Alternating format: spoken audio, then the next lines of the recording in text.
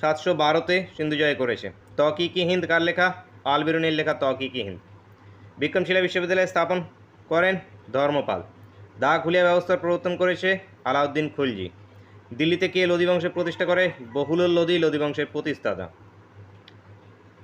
Taimur long কত খ্রিস্টাব্দে ভারতে আসেন? 1398 খ্রিস্টাব্দে ভারতে আসে। সিকান্দারি সানি উপাধি গ্রহণ করেন কে? আলাউদ্দিন খেলজি সিকান্দারি সানি।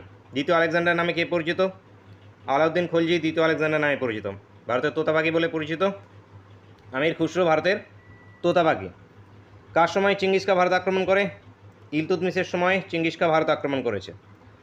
দাস বংশের কোন সুলতান দাস ছিলেন না? তো রাজিয়া, ইনি দাস ছিলেন না। কে লাক্স বক্স নামে পরিচিত?